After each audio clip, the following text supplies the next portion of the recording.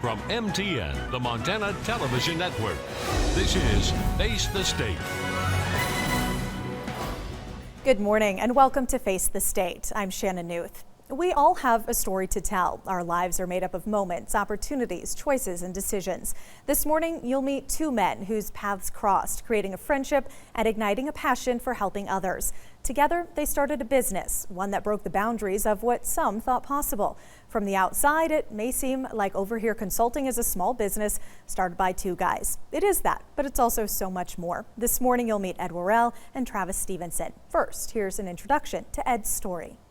32-year-old Ed Worrell experiences his hometown of Great Falls in a much different way now than when he was younger. The CMR graduate lost his eyesight in 2006 in a matter of just 8 months due to diabetic retinopathy. Was kind of young and dumb and decided to stop taking care of my diabetes, and it ended up in the hospital with a blood sugar well over 1200 because I stopped taking my medication and everything. And my mom actually found me in my room in the basement of the house. When she came home for lunch, my heart had stopped and I was pretty much clinically dead. But they were able to, at Benefice, they were able to revive me and get me going again. Ed would undergo a number of eye surgeries, his final one just a week after marrying his wife, Becky. The loss of vision meant a rebuilding of life in a new way.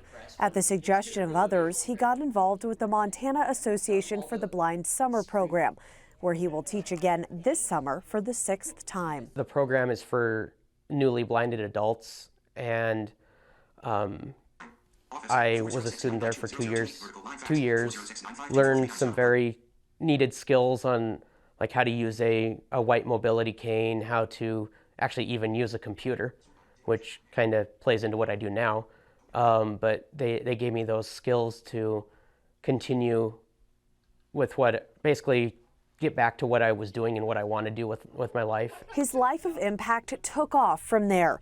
Ed met Travis Stevenson during the program. Together, they started OverHere Consulting around 2.5 years ago, a business that has changed their lives and the lives of many they work with. We do assistive technology training for the visually impaired in Montana, and we do a lot of the tech support for blind and low vision services and the VA, Fort Harrison. He's using his passion to help others who are blind or visually impaired regain independence. The screen reader allows somebody that's visually impaired to actually hear what's on the screen. It'll actually verbalize like the icons that somebody sees. It'll actually verbalize what those are. Among Ed's many areas of influence is his work with Fort Harrison's Visual Impairment Services team, Montana Blind and Low Vision Services, and the Montana Talking Book Library. He also is on the national beta test team for an app called Braille and Audio Reading Download Service. Ed's inspirational pay-it-forward attitude has enriched the lives of many in Great Falls and across the state. That's kind of what keeps me going, is just that you might get to help that one person, that one little thing that you show them that maybe you take for granted makes their day, and it makes the rest of their day possible even. All right, I'm joined now by Ed Worrell and Travis Stevenson. Thank you both for joining us today. Thank you. You're welcome. Appreciate it. Glad to have you here. And you both have very interesting stories to tell. Ed, we just got an introduction to your story there, so I want to talk with you more. Take us back to your childhood, the diabetes and the original diagnosis and eye procedures. We heard from you in that story there, near-death experience, really. Yeah, I was actually diagnosed with diabetes when I was 4, so now I've had diabetes for about 28 years.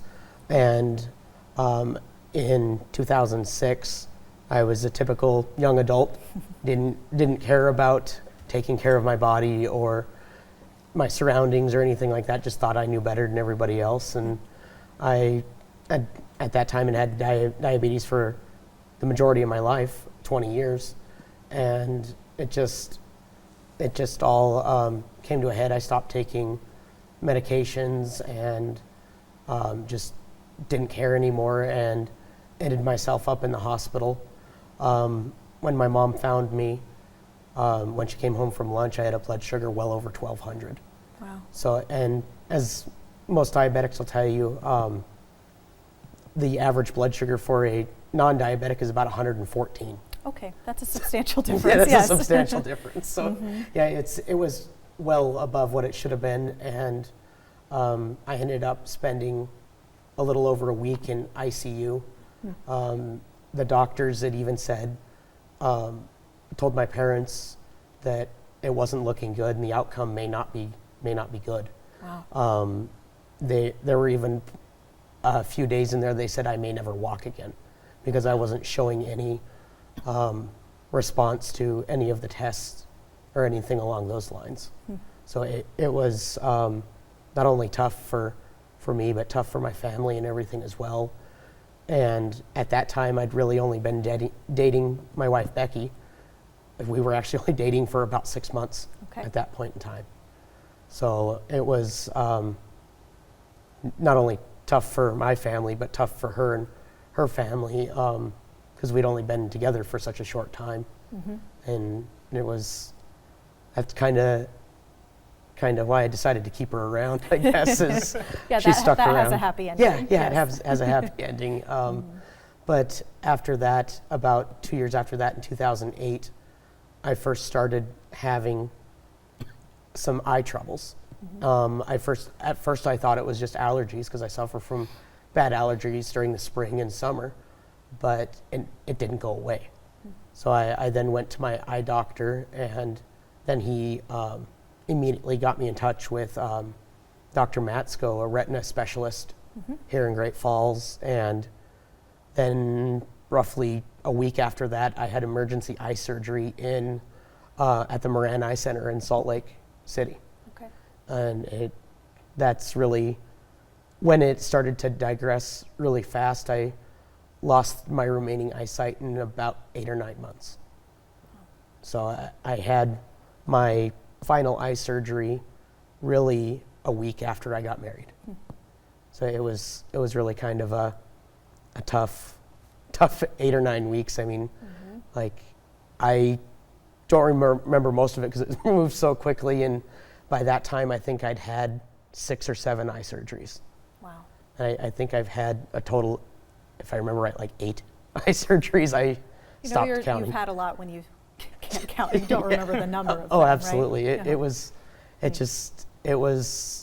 a lot of eye surgeries and just a lot of times where there were no answers, and it was really kind of troubling and frustrating all at the same time. And I was still trying to work, and that with each eye surgery that became more difficult, and eventually I had to stop working because of it. But it was just one of those things that you kind of have to take one day at a time, and it was tough, but got through it. And that's less than a year, too. That's substantial changes to get used to something that you've had your whole life, and then you can't see. Yeah, I basically, before I started having eye surgeries, I was the only person in my family that didn't need glasses. And then I went to needing what I call my Coke bottle glasses very quickly. And then now I joke with my parents and family that I'm once again the only person in my family that doesn't need glasses. There you go. There you go. So it's, I mean, through those nine months, I mean, it kind of gave me the outlook. You kind of got to take the good with the bad. Right. As it's just, you got to figure it out. Yeah. And that's basically how I live life now. If you're given a hurdle or a task, you got to figure out how to make your way around it, or figure out how to do something about it. Yeah, one of two choices, right? Yep, exactly. Got to go for it or don't deal with it. Yeah, exactly.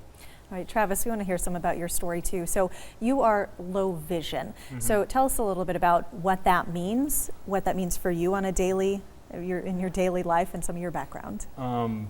Yeah, I was born with what they call, congenital nystagmus. Okay. It's a visual birth defect. So I was legally blind from birth.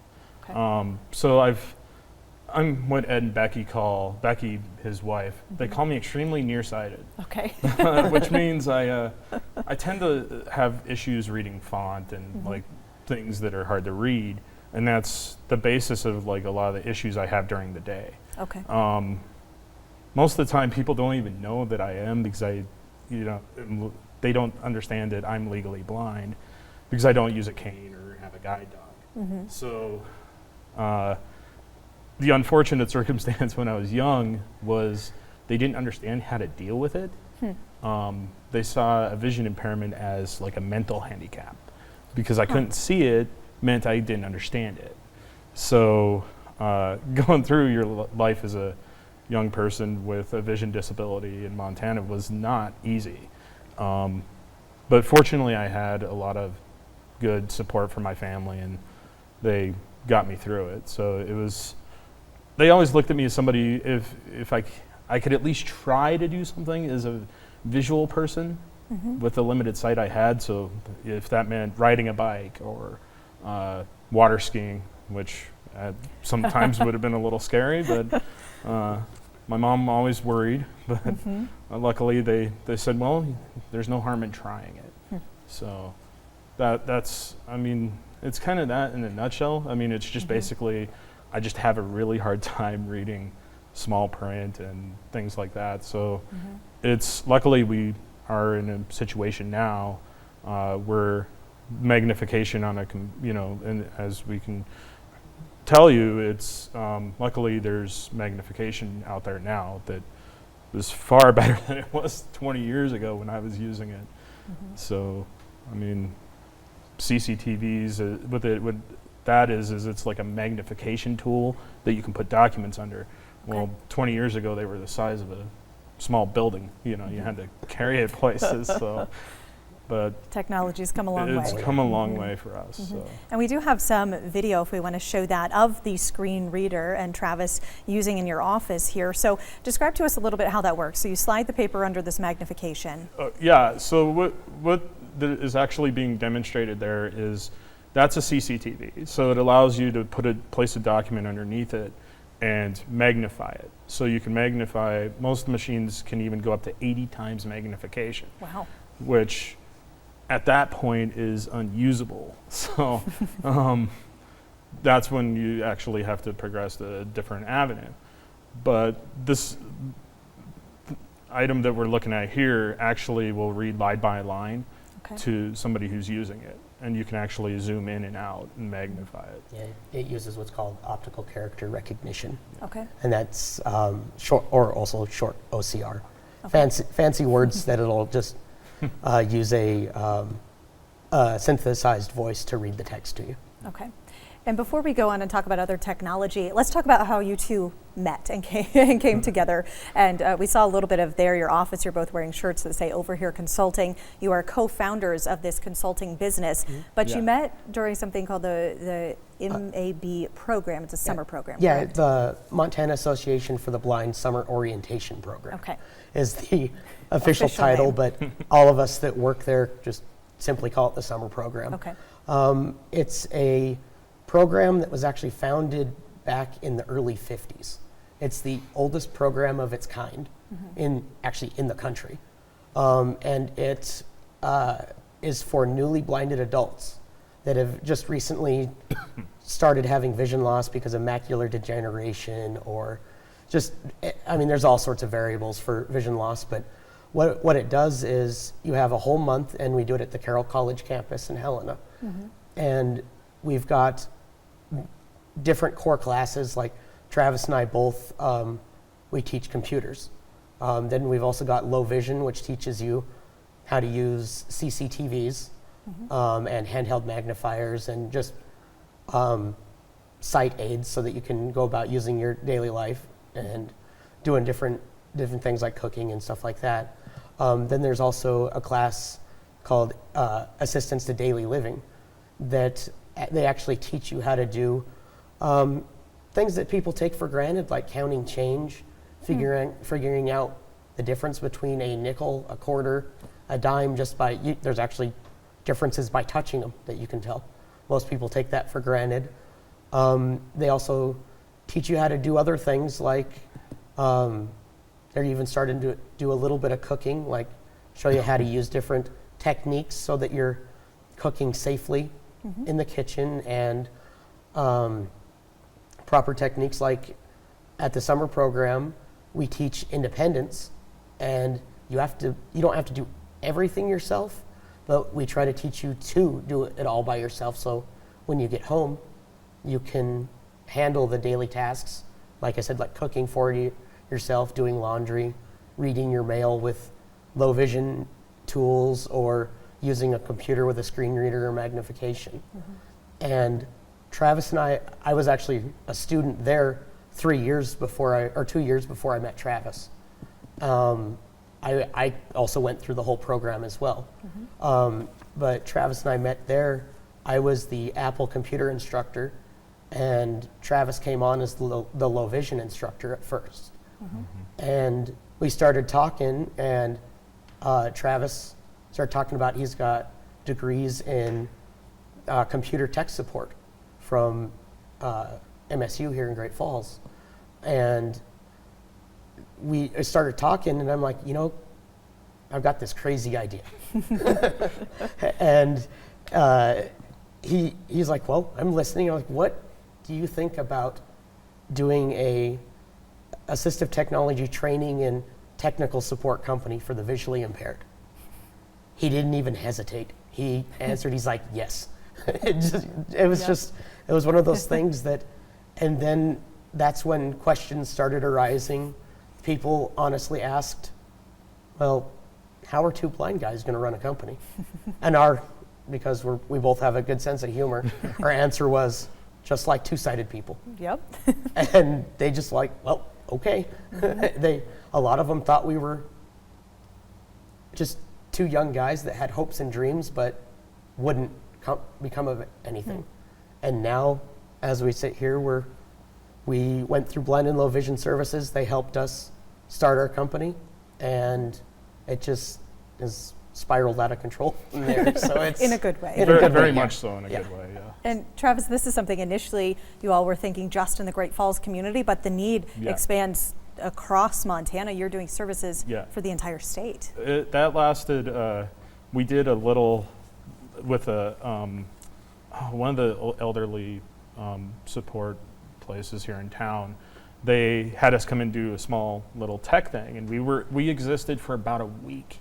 This was a weekend, and we jumped like on top of everything and made sure that we wanted to be super professional going to this thing, and like we had shirts already made with our names on them, and we're like, okay, we're going to take a real run at this. And one of the BLVS coordinators came up and said, no, you can't just do Great Falls and Helena. There's a need statewide. And so Ed and I turned to each other and kind of simultaneously said, okay, let's make a run at it. And so the company will have been around 3 years in August. Okay. This coming August, it'll be 3 years. And Ed says it's spiraled out of control, but it's a deep passion for both of us. The company means a lot to us, and who we help is huge.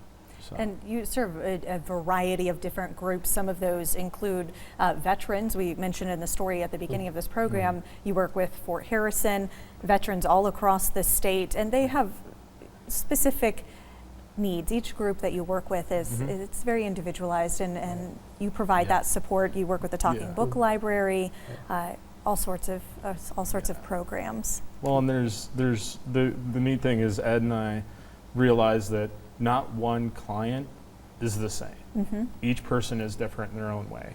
And that's a term we hate all the time is client. It's that it attaches a number to it. And we've actually become close friends with a lot of the people we help. We almost consider the people we work with more family than clients, because we, like, especially the veterans we work with, and not to take anything away from the blind and low vision people we work with or anything either, but those veterans, because Travis and I are both visually impaired, they make a instant bond with us, and I think that's honestly the best part of our job is we get to actually sit down and get to know these people that they sometimes they think that they're the only ones going through their vision loss in the world, and the world seems really, really big when you're going through that. And if we can help them be a little bit more comfortable, even if it's just they call us and they just want to talk. And we make time for all of the people we work with, and like I said before, our family. We accept everybody into the OverHere Consulting family and treat them just like family. Like we always make time for them even if they have the simplest question or just want to talk about something. We feel that because Travis and I have both been there where it feels like we're the only one in the world going through what we're going through. And everybody that has recently lost their eyesight or any other life-changing event kind of feels that way at the beginning. Sure. Yeah. And that's one of our biggest goals, is to make people comfortable with their eyesight, whether it's through working with them with technology or just helping them with what we've experienced, and maybe what we've experienced will help them out. That's really, like Travis and I have said, that's really why we love doing what we do. Yeah. And it's amazing. It is, and it's also one of those things we always say. This doesn't feel like a job to us. We always say if it becomes a job, we don't want to do it. Yeah. Because we want the passion to always be there to help people, and it's like we have an emotional connection. I mean, we've got stories with veterans that, like, they break down, and they and it makes it hard for us because we're like, well, don't do that, because that's Gonna make me cry. you're gonna make me cry, and And we it- have all stories across the board like that. So, sometimes it's just as simple as being able to read an email sent from a nephew or a granddaughter or a longtime family member that they haven't been able to communicate with because they haven't been able to use a computer. Sure. Yeah. And it's just so rewarding Yeah, to be able to help with that. And that's a huge thing too with the VA. Is one of the biggest things to help the veterans is communication. Being able to either communicate using like Skype or FaceTime or anything like that on a tablet or a computer is huge for them, because a lot of them have grandkids and family across the country that they want to reach out to, and they don't get to see on a daily basis. Right. So that's a huge tool for us. And talking about those computers, we had you bring in your laptop today because I want to give an audio demonstration to our viewers or listeners about how this technology works. Because when I first met Ed in the office, I thought it was on fast forward when he was playing this, and this is just normal speed for you. So Ed, could you just give us an example here of some of this technology and explain as you're going? What I'm using, I'm actually using an Apple computer running VoiceOver. Is what I'm using. It's a screen reader that Apple actually puts on all of their devices, their iPhones, their iPads, and it's free. Well, I shouldn't say free. You got to pay for the device, but Sure. The screen reader is actually free because there's a lot of screen readers and software that you have to pay extra for to put on other computers. And it's what I use to do everything. And all I have is our website pulled up, so I can show you how. End of group. Group main page navigation 6 visited link. And Home. I've actually slowed it down a little bit. And it's To link. humor us a About little up bit. link. So we can Contact us. Link. Low visions. and Link. you can Linus just solutions. use your arrow keys Link. Link. to navigate Linus from link to solutions. link. End of group.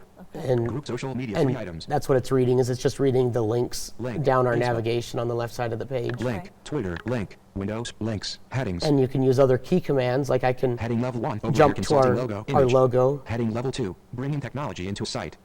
OverHere Consulting is the only assistive technology And, training company and in then the it'll entire actually state. read what's on the page to you. OverHere Consulting. Like, OverHere I'll Consulting. skip to an Description image. list 4 items. Heading level 3. Computer and mobile operate Apple, Mac, Google. End of description. Banner 4 items. Apple MacBook Pro laptop image. And that's actually reading, due to the programming on our site, it's actually reading the description of the image for Okay. somebody that's visually impaired. Sure. So we're not just limited to the text. If the software or the website's programmed properly, it'll actually read everything on the screen to us. Okay. Which is Windows amazing laptop, because you Apple think MacBook about Pro all the laptop different image. visual elements that go into creating websites and the social media we use and everything like that. That technology has come that far just within the last 5-10 years yeah. to be able to have Absolutely. technology like this. And the crazy thing about our website, Ed programmed it. I did all the programming on it myself with help from people with site to make sure it's all lined properly and not Sure. overlapping. Yeah. Right. And what's funny is when he goes and programs the site, he uses me sometimes to help place like where items need to be, and I'm like, oh, great, you're using a low And vision person. this is literally the blind leading the blind here. literally. But it's working. Yeah, It's working. working. Yep. You're making it work. We do, if you noticed, Ed is holding a leash. I do want to introduce you to another big part of the day-to-day life, which is Hallie, a very sweet dog down there. I don't know if she's, oh, her ears perked up a little bit. Tell me a little bit about Hallie. Well, Hallie she's actually my guide dog. I got her from Guide Dogs for the Blind in Boring, Oregon. Hallie, sit. Come on. There you go. It will be 5 actually tomorrow on April 2nd. Aw, So happy birthday, Hallie. yeah, so it's she I've had her for about 3.5 years. So she's just opened up the world to me. I mean, it was really neat the first time I actually got to grab the harness and walk down the street with her in Portland, Oregon. It was one of my friends asked me, he's like, well, how did that feel? And I just simply told him, I'm like, when you got the keys the first time of getting your driver's license, it was that sense of freedom. I could just walk down the street with nobody else there to help me. She would I use a white mobility cane to get around too. And it's so different because like a white mobility cane, you rely on the sensation from the cane to tell you what's in front of you. A guide dog will take you around what your cane will normally tell you is there. So it's just one of incredible. those things that you got to put all of your trust into through that harness handle into the dog. Yeah. And I trust her with my life, walking down the street and everything. It's No pressure, Hallie. none at Yep. all. We only have about a minute left here, so real quick, from each of you, what is your vision, if you will, for the future for your company? I just love to see us continue what we're doing and be able to reach as many people with visual impairments in the state as we can. Travis? A lot of the reason, and I'm saving this for last, a lot of the reason I do what I do is because my son has low vision. And it's important for him to have a future. And I want to provide that for him. And if the company's an outlet for that. So luckily he's attending the Montana School for the Deaf and Blind, and we get the fortunate opportunity to help them as well. So that's a huge part for us. And Logan is a very important piece of the puzzle. Absolutely. Yeah. Well, we see passion in both of you, and thank you for the services that you're providing to the state and for being willing to share your stories with us. You can find more out about OverHere Consulting, overhereconsulting.net. They're on Facebook as well. Ed, Travis, Hallie, thank you all so much for being here with us today. Thank you. Thank you. This has been an edition of Face the State. Have a great Sunday.